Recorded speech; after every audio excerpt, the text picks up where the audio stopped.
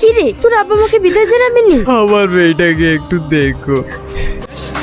ঘরে একটা এসিও নাই, এত গরমে কি থাকতে পারা যায়? অসহ্য। তুমি বসো, আমি পাশের ঘর থেকে একটা টেবিল ফ্যান নিয়ে আসি। থাক, তোমাকে আর দরদ দেখাতে হবে না, আমি আব্বাকে ফোন করছি। হ্যাঁ মা বল। আমি এখানে গরমে থাকতে পারছি না, তোমরা কিছু একটা ব্যবস্থা করো। এখন আমি আবার কি করব? মেয়েটা গরমে থাকতে পারছে না, আর কি করবো মানে? আজকের মতো একটু অ্যাডজাস্ট করে থাক, কালকে দোকানে এসে মনের মতো একটা এসি কিনে নিস।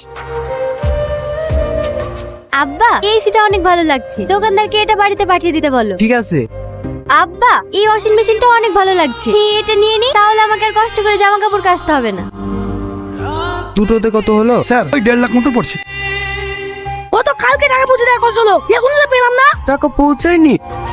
আসুন আসুন সেলিম বাবু, আপনি আমাকে আর এক সপ্তাহ সময় দিন, আপনার টাকা পৌঁছে যাবে। ভদ্রভাবে বলছি, 1 ঘন্টার মধ্যে আমার টাকা আমার কাছে চলে আসে, আর যদি না আসে?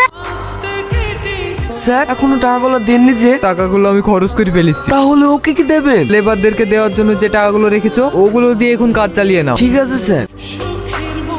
কি হতো চিন্তা করছো বলো তো? ও কিছু না, আব্বা, তোমার সাথে একটা কথা ছিল। আমার একটু শরীর খারাপ করছে, তোকে একটু পরে ফোন করছি মা। তোমরা যে গাড়িটা দিয়েছো ওটা আমার ভালো লাগছে না, হ্যাঁ 2 লাখ টাকা দাও, একটা নতুন বাইক নেব। আব্বা তো আমাদেরকে ছেড়ে চলে গেল, এখন যদি কোনো ঝড় ঝামেলা না হয় তাই একটা কথা বলছিলাম। বল। আব্বা যা জমি জায়গা টাকা পয়সা আছে সেগুলো আমাকে আর ভাইকে ভাগ করে দাও। আব্বু যদি এই পরিবারের বেশি কাউকে ভালোবেসে থাকে তাহলে সেটা তুই, আর আজ তুই এই কথা বলতে পারছিস? আমি আবার কি অপরাধ করলাম? খারাপ কিছু বলেছি নাকি? তোর জমি জায়গার দরকার তো তারা এলে দুনি সব কিছু নিয়ে যা, আমাকে তুই কোনোদিন ভাবি ডাকবি না, দরকার নেই তোর মতো বল। এটা চাই ওটা চাই, চাইনা পূরণ করতে কাপে যাই হয়ে গেছে। চলো ভাই, আমরা এবার তো এক মুহূর্তে থাকবো না, ঘরে বাড়ির গয়নাগুলো আছে, ফোনটা বললে ওইগুলো নিলি।